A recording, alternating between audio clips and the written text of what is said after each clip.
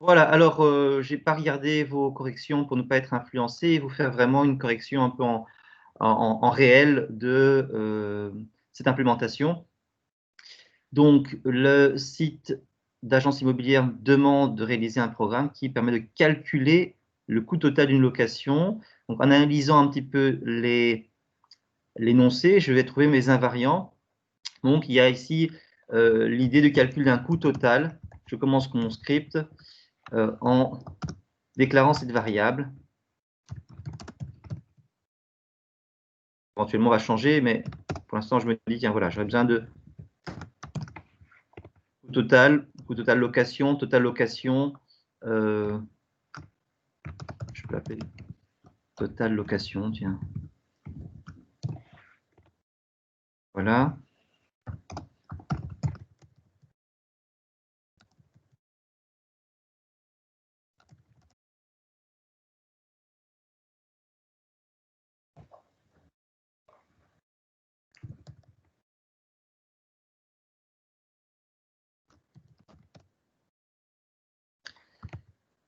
Ensuite, l'utilisateur pourra encoder le montant du loyer et des charges, choisir de louer le garage ou pas. Donc, les loyers et les charges. Donc, il y a loyer mensuel et charges. Ce sont deux données qui viendront de l'utilisateur.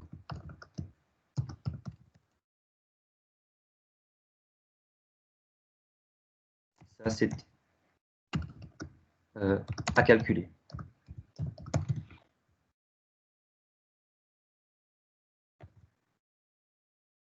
Choisir de louer le garage ou pas. Je peux identifier ici choix du garage, option garage, option garage, qui est un booléen qui sera égal à false ou à true. Ce stade, donc, je ne sais pas encore. Et c'est de nouveau, c'est donné par l'utilisateur.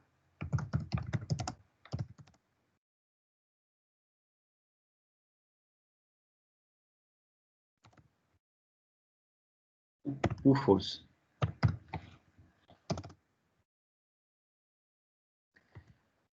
Et le programme va afficher le prix total détaillé. Est-ce que prix total détaillé est quelque chose de nouveau?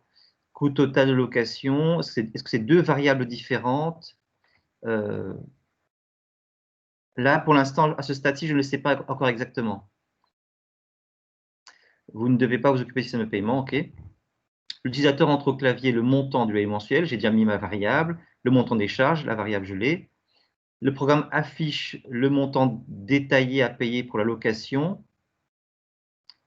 Donc, compte tenu de l'exemple ici, c'est ce montant charge plus location mensuelle plus charge.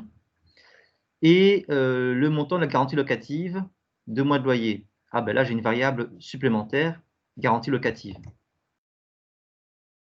Par montant garantie locative. Si ça fait des trop longs noms, je peux simplifier. Hein. Garantie locative, on comprend que c'est un montant à calculer. Et c'est je peux vraiment écrire 2 fois loyer mensuel.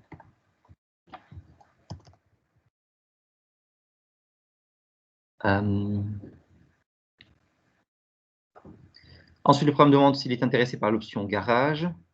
Donc, ce sera le choix ici, option garage que j'ai identifié. Pour un montant de 100 € supplémentaires. À 100 €, c'est le prix de la location du garage. C'est une constante. Je ne veux pas qu'elle soit magique. Je la déclare. Donc, option garage initialisée à 100.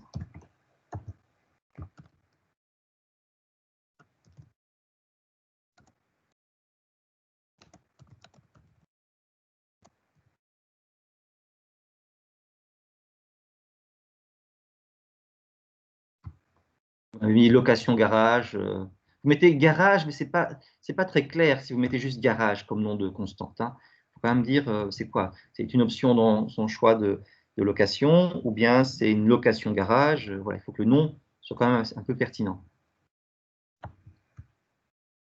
N'hésitez pas, vous pouvez m'interrompre, me poser des questions. Je regarde également le chat, je vois que ça vibre, mais ça doit être autre chose.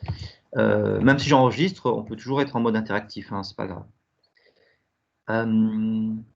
Si le programme affiche le coût total, oui, il affiche le coût total.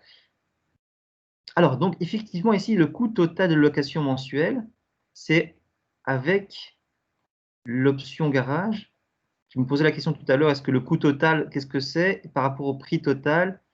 Il y a un prix ici qui est loyer plus charge, et puis il y a ce qu'on appelle le coût total avec le garage. Donc, je pourrais me dire effectivement qu'il y a le total location et qu'il y aurait location complète, ou comment est-ce qu'on pourrait imaginer appeler ça? Est-ce que j'ai location avec garage, location simple, location avec garage, location avec ou avec location, total location, j'hésite, je me demande comment je peux appeler ça. Pour l'instant, je vais mettre ça. Je peux très bien changer après, c'est pas important. Je ne dois pas perdre trop de temps dans ce genre d'hésitation. Mais ici, l'idée, c'est, ça, ce sera à calculer, ce sera loyer plus charge. Et ça, ce sera total location plus coût garage. Voilà, pour distinguer un petit peu les choses.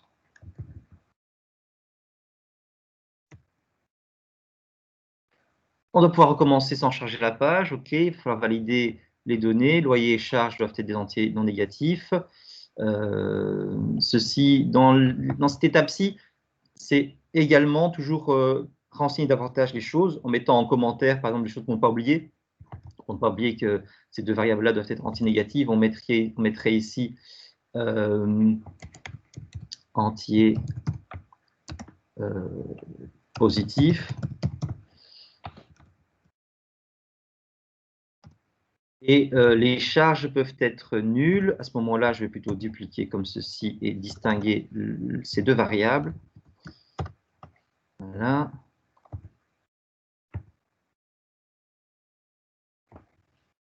Ou nul, ici. C'est un entier positif. Ou nul, et là, c'est un entier positif tout court.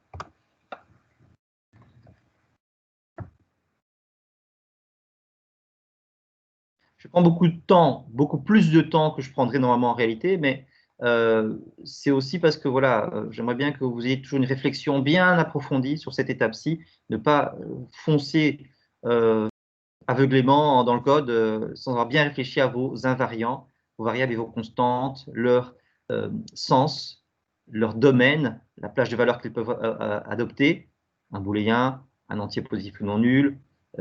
Éventuellement, si tu doit être calculé, bien réfléchir déjà un petit peu, pas trop, parce que parfois la méthode de calcul est complexe.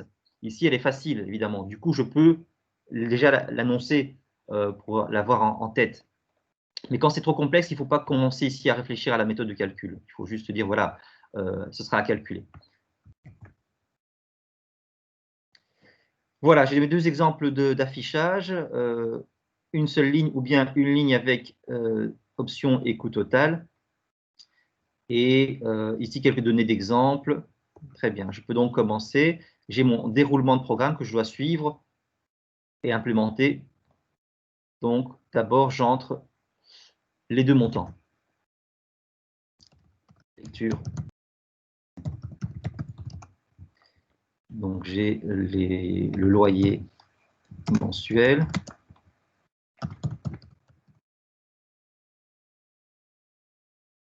Montant du loyer mensuel. J'ai les charges. montant des charges.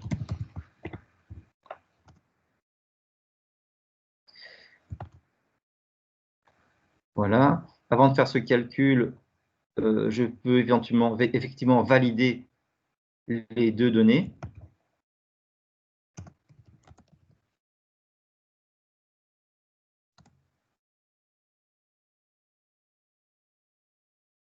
Tant que ce montant n'est pas un nombre, is not a number, loyer mensuel, ou bien que c'est un nombre qui est négatif,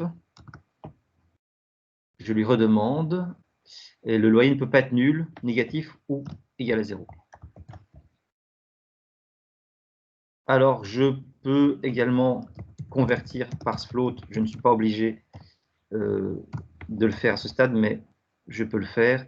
Ça ne dérange pas et c'est même très pratique pour après la suite. On a vraiment un entier, un nombre ici entier.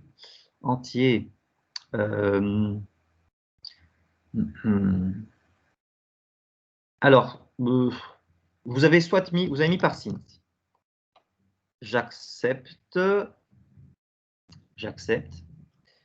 Moi, je suis beaucoup plus strict. Je vais demander, est-ce que tu m'as bien mis un entier?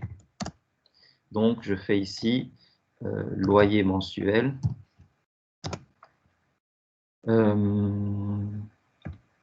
Modulo 1 est-il égal à 0? C'était une des façons de vérifier si c'est un entier. L'autre technique, c'est de considérer que est-ce que la conversion parseInt en entier du loyer correspond à la valeur initiale qu'il avait mise. Si ça correspond bien, eh ben, ça veut dire que au départ, c'était déjà un entier. Okay. Je vais peut-être la place. Je dézoome un peu. Voilà, là, j'ai de la place. Donc, vous voyez, ce n'est pas incompatible infinite par float ici, parce que comme ça, j'ai à la fin, j'ai de toute façon ici un nombre et non pas une chaîne de caractères, grâce à parsefloat. Mais je ne fais pas parseInt parce que je veux quand même vérifier qu'il m'a bien mis un entier dans ma validation. Même chose donc pour les charges.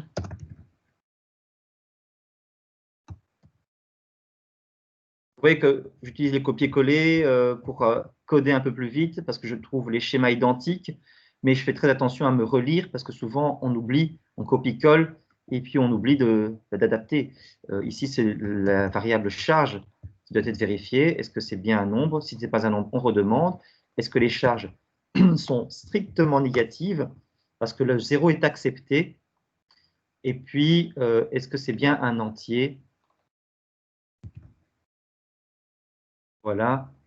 Et je fais la conversion effectivement pour avoir un number dans la suite du programme.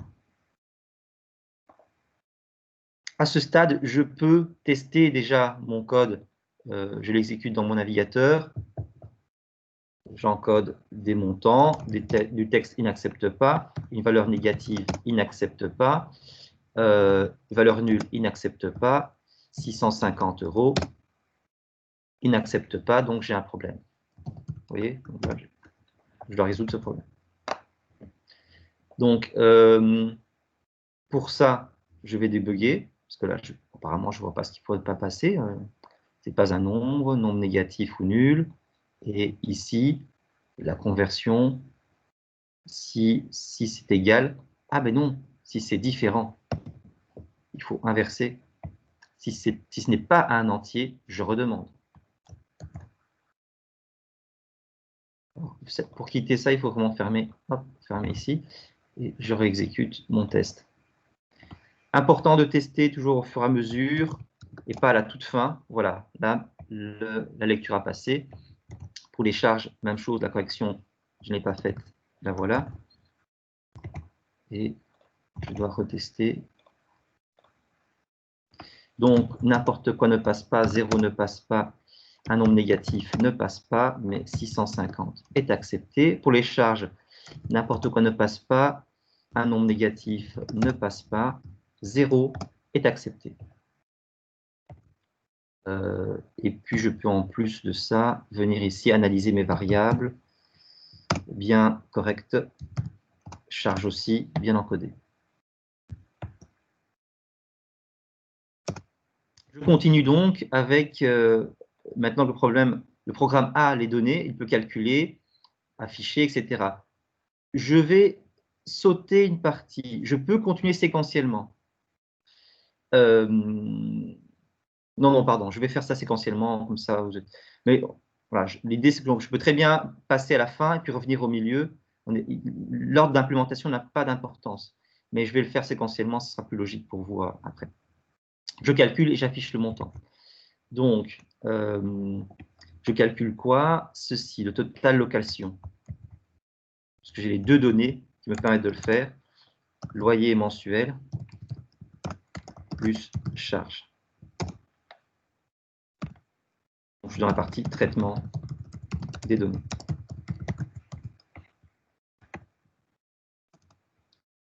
Une fois que je fais, je peux écrire document.write en respectant le schéma, c'est-à-dire cette phrase.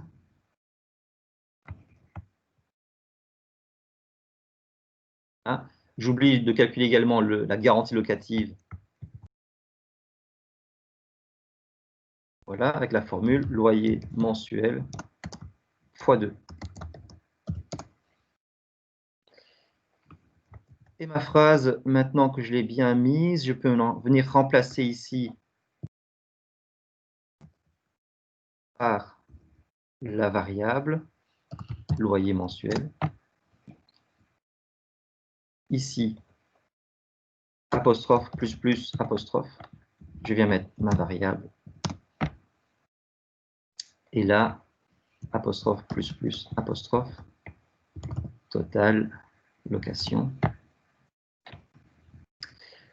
À ce stade, vous avez peut-être décidé de ne pas créer cette variable total location. Et du coup, ici, ce que vous avez peut-être fait, c'est de dire que vous faisiez le loyer mensuel plus les charges.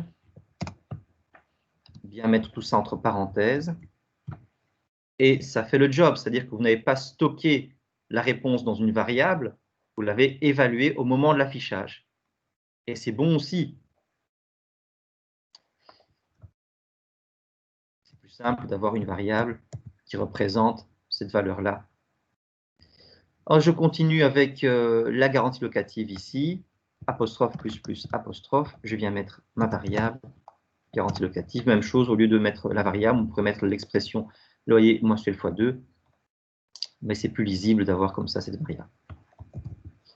À ce stade, de nouveau, je peux tester le fonctionnement de mon script.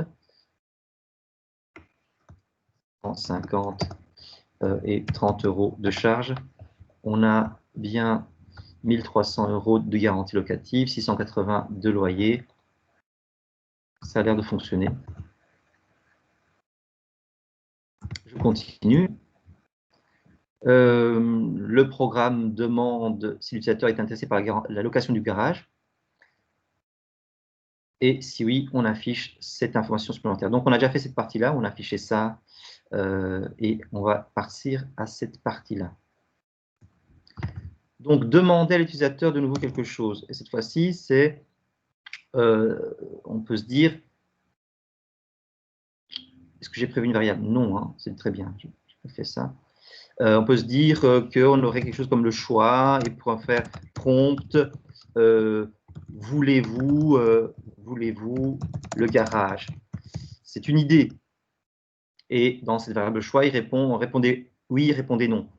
Sauf qu'on a une fonction qui s'appelle confirme qui permet de nous répondre oui ou non, false ou true. Et donc, il ne faut pas utiliser prompt dans ce cas-là. Il faut plutôt utiliser confirme. Mais ça me fait penser que, voilà, option garage. La variable s'appelle option garage. Choix.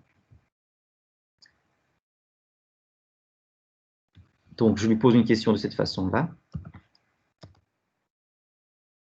Et si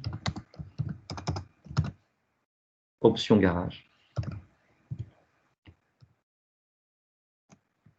si option garage est égal true, alors je fais quelque chose, sinon je ne fais rien. Ne mettez jamais égal true pour un booléen. Si option garage tout court. Si ça vaut true, on entre. Si ça vaut false, on n'entre pas. Certains ont peut-être considéré que, de nouveau, même chose que pour les deux autres variables ici, de ne pas créer cette variable option garage et de directement mettre, donc je retire tout ça, mettre le confirme dans le if. C'est bon aussi. Si tu me confirmes que tu veux le garage, alors, traitement. On n'a pas besoin de cette variable supplémentaire donnée par l'utilisateur, si oui ou non il veut le garage. On n'a pas besoin d'une variable pour stocker cette information-là. On peut directement utiliser la réponse dans l'algorithme. Donc, l'étape où on avait identifié cette importante, d'accord, mais on n'est pas forcément obligé de la garder pour autant. On peut se dire, ben, oui, mais je n'utiliserai ça qu'une seule fois dans mon code, pas la peine de réserver un emplacement mémoire pour ça. Je vais quand même la garder, histoire d'être très clair, voilà, mais de nouveau, moi, idéalement, je ne la garderai pas. Mais voilà. Dans ce cas-là, donc, qu'est-ce qu'on avait dit? On va... D'ailleurs, c'est important de lui afficher l'information. Donc, je vais continuer en mettant « Voulez-vous le garage pour un montant supplémentaire de... » Et alors, je vais peut-être aller à la ligne possible. Fin...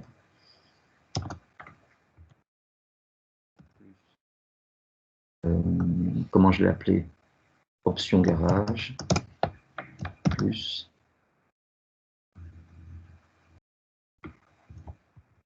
en montant supplémentaire de option garage euro.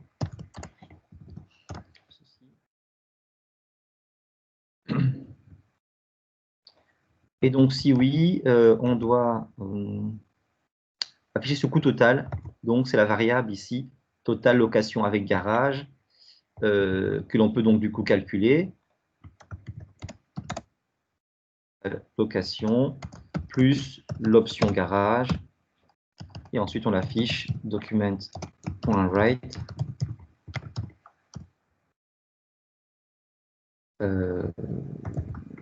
À ce stade, ce que je vais simplement faire, c'est juste tester cette valeur en affichant et j'y vais. Donc, je reprends 650, 30 € de charge. Je dis oui, je veux l'option garage et on voit bien que le message s'affiche correctement avec la valeur 100 € est bien là. Et j'ai 780, donc les 680 plus 100, c'est correct.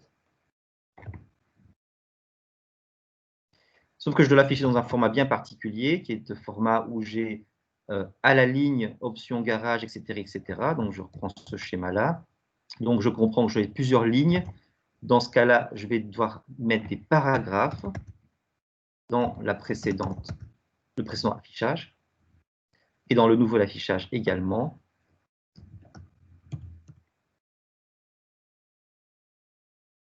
Voilà. Ce paragraphe devra contenir ceci. Option break. Vous n'avez pas mis de BR, vous avez mis une fin de paragraphe. D'accord, je suis d'accord. Moi, je mettrais plutôt un break parce que le paragraphe continue jusqu'ici. Comme je suis sur plusieurs lignes ici, je vais faire donc une fin de chaîne et concaténation. Vous pouvez très bien, bien sûr, mettre ça sur la même ligne.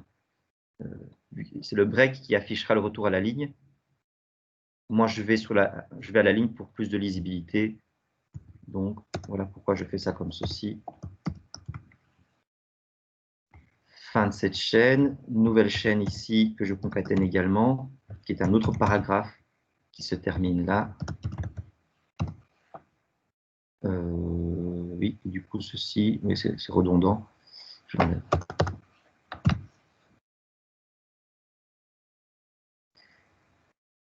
OK. Je remplace par mes variables et mes constantes. Donc ici, apostrophe plus plus apostrophe, ma constante option garage. Là, c'est le total du loyer, de la location. Total location. Ça, c'est l'option garage.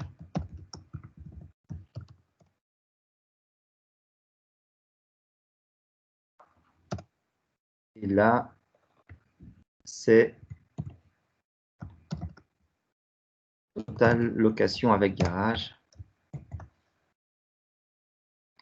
Voilà, je teste. Et j'ai une erreur à la ligne 35. Très bien. Une apostrophe à la fin, frère. Oui. Donc, je viens sur la ligne 35, je regarde mes chaînes de caractères et il manque l'apostrophe finale, exactement. OK. Parce que je sais que, voilà, moi, ça se passe de façon assez fluide, mais je sais que vous avez codé, vous avez plein de problèmes, plein de bugs à un certain moment. Et c'est normal qu'on ait des bugs et il faut vraiment juste bien lire les messages d'erreur et, voilà, et y aller progressivement pour résoudre le problème. 650, 30 € de charge. Je veux l'option. J'ai un bel affichage avec les valeurs qui sont bien encodées, les montants sont corrects. Je fais un autre test avec, par exemple, qu'est-ce qu'on avait ici? 730 et 25.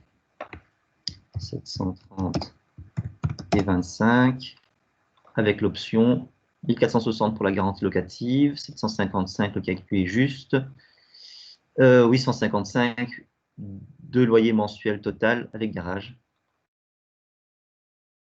Je refais le test sans prendre 920, 150 € de charge. Je ne prends pas l'option garage. On a bien 1070, on a une garantie de 1840, c'est juste. Et il me semble que c'est terminé. Je pense n'avoir rien oublié. Oui, sauf ceci. Et ça peut arriver du coup, hein, vous avez oublié une des phrases énoncées, parce que voilà, mais bien relire tout l'énoncé avant de terminer. Il me manque le fait qu'on doit pouvoir recommencer sans recharger la page. Monsieur, Oui, on pouvait utiliser 3 documents point write. Enfin, au lieu de faire un seul document point write, on tout pouvait à en faire fait. 3. Tout à fait. Entre les D'ailleurs, mains.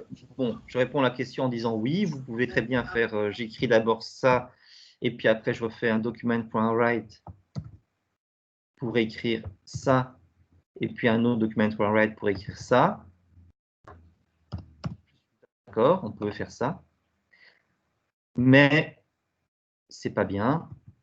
Il vaut mieux écrire une seule fois. Et dans ce cas-là, ce qui est encore mieux, c'est de ne pas faire ça. C'est de faire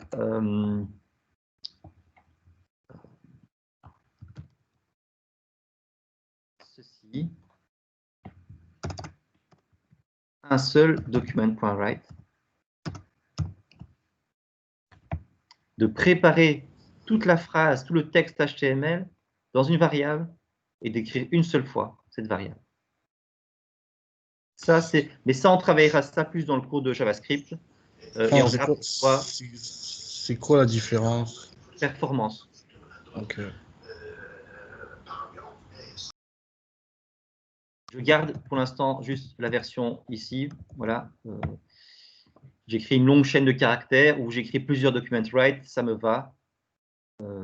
Ouais. J'ajoute donc la boucle de programme. Donc, on ne répète pas les déclarations, mais on répète toute la lecture, etc. Donc, ici, do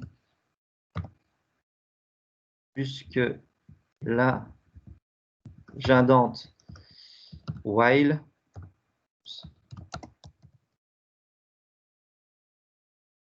Confirme. Voulez-vous recommencer? Oui, parce que j'ai demandé qu'il doit pouvoir recommencer. Je n'ai pas dit sous quelles conditions. Donc, vous avez le choix de faire un confirme ou de faire autre chose, de demander quelque chose de votre choix.